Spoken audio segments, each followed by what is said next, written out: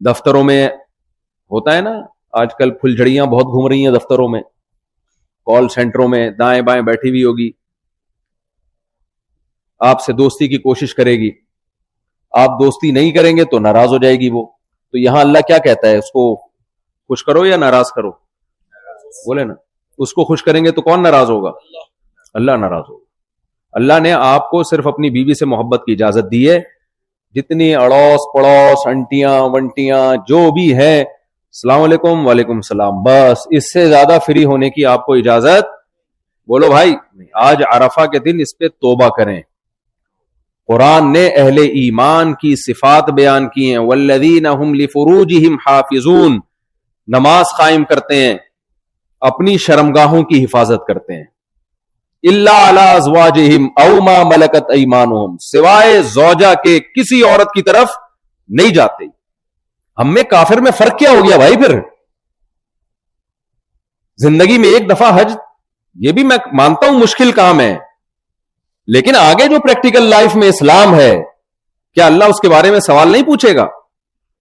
کتنی آیتیں ہیں قرآن مجید کی کہ اہل ایمان پاک دامن ہوتے ہیں, اپنی زوجہ کے سوا کسی سے ان کا کوئی ریلیشن نہیں ہوتا. آپ یہ سمجھیں یہ سب ہمارے لیے پتھر ہیں, پتھر ہیں ہمارے لیے, کوئی حیثیت نہیں ہے ان کی. یہ سوسائٹی میں یہ جو بے حیائی ہے, یہ ان سر بہت تیزی سے پھیلتا چلا جا رہا ہے. وہی کلچر ہمارا آ رہا ہے جو غیر مسلموں کا کلچر ہے. تو اللہ سے ریلیشن جب ہوگا تو اللہ پہلے, مخلوق بعد. میرا ایک وہ بیان بڑا چلا تھا نا, کسی نے کہا کہ وہ میری دوستی تھی کسی لڑکی سے, لڑکی نے کہا کہ میرا بوائے فرینڈ تھا, بہت تعلق تھا, پھر مجھے اللہ نے توبہ کی توفیق دی تو میں نے اس کا نمبر بلاک کر دیا, اب وہ مر رہا ہے, خودکشی کی دھمکیاں دے رہا ہے, میں بہت, مجھے اس پہ ترس آ رہا ہے, اس کا کیا ہوگا؟ میں نے کہا اس کو آپ مرنے دیں. کھمبے میں بتا دیتا ہوں کراچی میں کون کون سے کھمبے ایسے ہیں جہاں چپک کے مرنا, ویسے تو ہر کھمبا جب آپ قریب سے گزریں گے وہ اپنی طرف بلا رہا ہوگا, آؤ. بارشوں میں ایسا ہی ہوتا ہے کہ کھمبے خود آگے بڑھ کے آپ کا استقبال کرتے ہیں.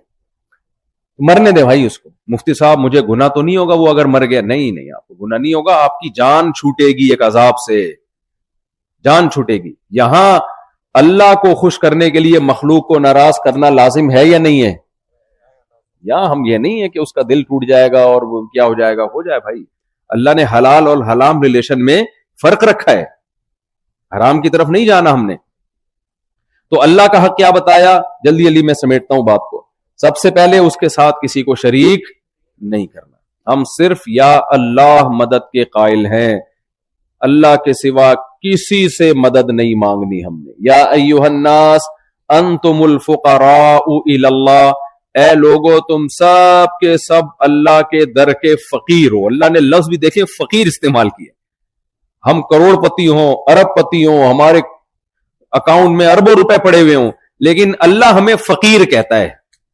آپ کہہ سکتے ہو اللہ یہ ہم کیسے فقیر ہو گئے, ہماری تو اتنی لگژری لائف ہے, 1000 گز کے ہمارے بنگلے ہیں, اتنی بڑی بڑی ہمارے پاس گاڑیاں ہیں. تو اللہ دیکھ رہا ہے, اس کے باوجود اللہ کیا کہتا ہے, فقیر ہو. کیوں فقیر ہو بھائی؟ اللہ کے سامنے فقیر ہو. اللہ چاہے گا سیکنڈوں کے اندر سب ختم ہو جائے گا, اس کی طرف سے بھیک میں ملا ہوا ہے تمہیں یہ. تو اس لیے مانگنا کس سے ہے بھائی؟ اللہ سے. تو اللہ کے حقوق میں پہلی بات تو یہ. دوسری بات, اللہ کے حقوق میں زنا کے قریب نہیں جانا, بے حیائی کے قریب نہیں جانا. سود کو اللہ نے حرام قرار دیا, جوئے کو اللہ نے حرام قرار دیا, شراب کو اللہ نے حرام قرار دیا. حکومت کے قانون میں شراب لیگل ہو بھی جائے, اللہ کے قانون میں کبھی بھی لیگل نہیں ہو سکتی, کبھی بھی لیگل نہیں ہو سکتی. ایک قطرہ بھی حرام ہے شراب کا. اتنی گندی چیز ہے, کپڑوں پہ لگ جائے تو نماز نہیں ہوتی, آپ اس کو پی رہے. وہی آج اللہ سے ہم نے توبہ کرنی ہے. عرفہ تو توبہ کے دن کا نام ہے کہ اللہ ہمیں ان تمام برائیوں سے بچا, بے حیائی کے برائی سے اور شراب کی برائی سے, ہر قسم کے نشے کی برائی سے, بد اخلاقی کی برائی. بد اخلاقی کیا ہے؟ سب سے پہلے اللہ نے اخلاق کا دائرہ کار جو کھینچا ہے آپ کے رشتہ داروں سے, جن میں سب سے پہلے بیوی ہے.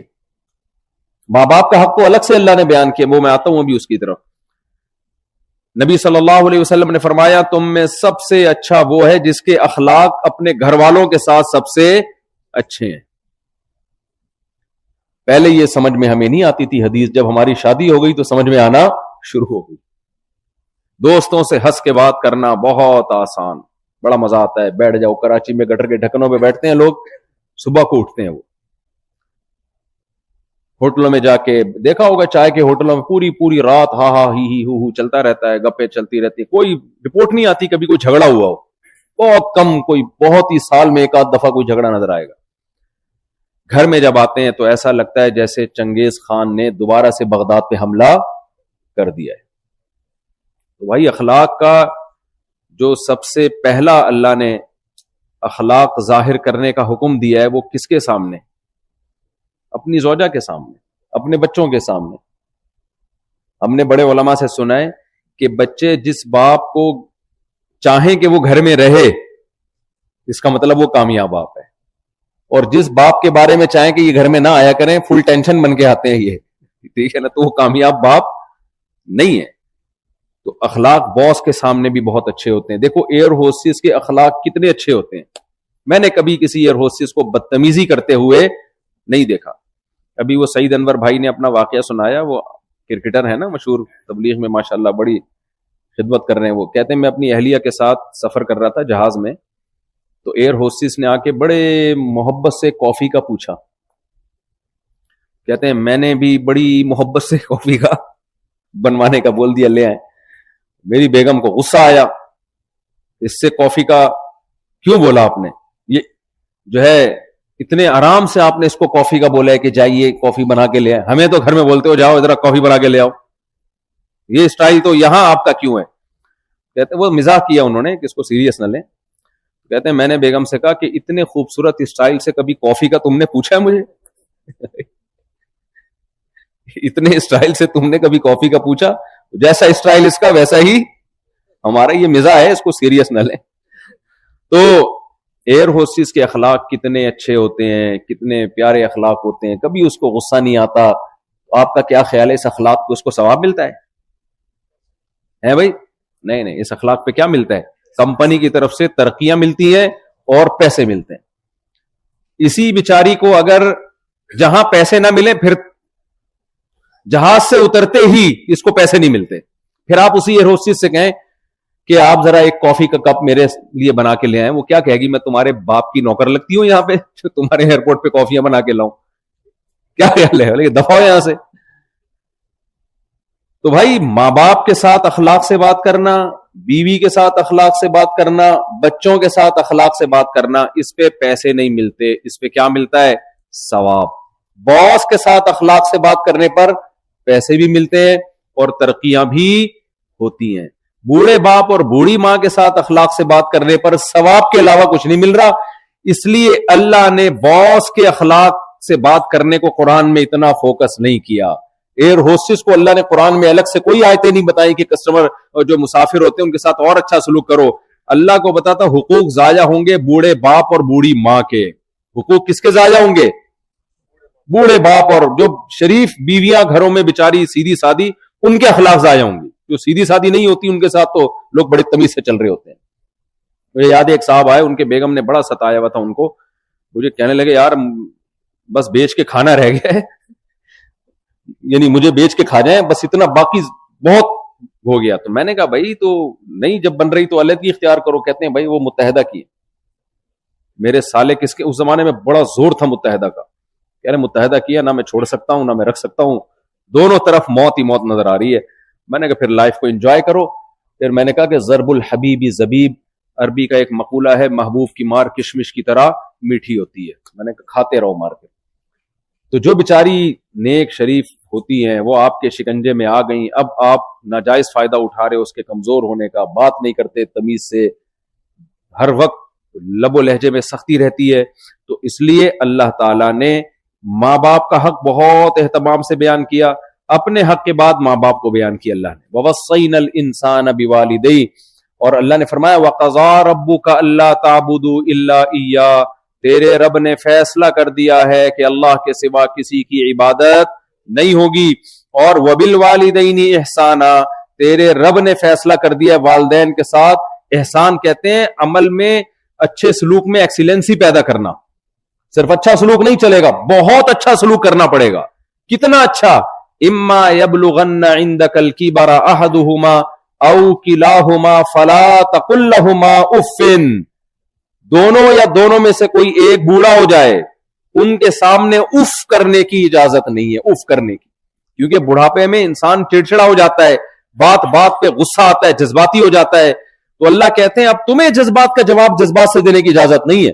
آپ بتاؤ, جو مذہب بوڑھے ماں اور بوڑھے باپ کے سامنے, بوڑھی ماں اور بوڑھے باپ کے سامنے اف کرنے کی اجازت نہ دے رہا ہو, وہ بڑھاپے میں اولڈ ہاؤس میں جمع کرانے کی اجازت دے گا آپ کو؟ کیا ہو گیا پھر آپ چپ بیٹھے ہوئے؟ وہ اجازت دے گا کہ جان چھڑاؤ یار, ان کو اولڈ ہاؤس میں جمع کراؤ یار, پیسے جا کے رکھ کے آ جایا کرو وہاں پہ. قل ما انفقتم من خیر فللوالدین. صحابہ پوچھتے تھے یا رسول اللہ, اللہ نے بہت حکم دیا مال خرچ کرو, شروع کہاں سے کریں؟ قرآن نے کہا فللوالدین, سب سے پہلے والدین. ہر چیز میں سپیریئر کون ہے بھائی ہمارے لیے؟ والدین. اس کے بعد بیوی بچے, ان کا حق سب سے پہلے. ان کا حق اللہ نے کیا بتایا؟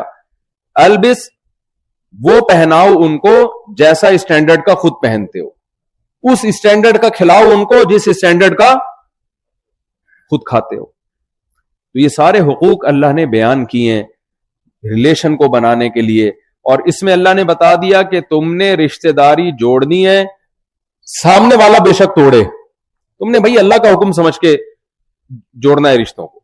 آج رشتے جوڑے جاتے ہیں, وہ ایک ٹک ٹاک پہ آج کل اس طرح کی میمز آتی ہیں نا, تو ایک آئی کہ پاکستانی لوگ فارغ بیٹھے ہوئے, آپ کو پتا ہے یہی کرتے رہتے ہیں صبح سے شام, لیکن اس میں بعض چیزیں بڑی کام کی ہوتی ہیں. اس نے بتایا کہ رشتہ داروں کے گھر داخل ہونے کی دعا, رشتہ داروں کے گھر داخل ہونے کی دعا. آگے بتائے السلام علیکم او مطلب پرستو, السلام علیکم یا مطلب پرستو, وہ ڈسا ہوا ہوگا بیچارہ. تو آج جب مطلب ہوتا ہے, ایک صاحب نے بتایا کہ میرے بیٹے کا آج میرے پاس فون آیا, یقیناً اس کو کچھ پیسے چاہیے ہوں گے, ورنہ وہ اتنا نیک نہیں ہے کہ خیریت معلوم کرنے کے لیے فون کرے, تو کام ہوگا اس کا. تو اللہ کے رسول صلی اللہ علیہ وسلم نے ہمیں بتا دیا سل من قطعک, رشتہ داری تم نے اپنی طرف سے نبھانی ہے, سامنے والا نبھائے یا نہ نبھائے یہ اس کا ہیڈ ایک ہے. تم نے کس کا حکم سمجھ کے نبھانی ہے؟ اللہ کا حکم. تو اللہ کا حکم سمجھ کے بھائی بہنوں کے ساتھ اچھا سلوک, اپنے گھر والوں کے ساتھ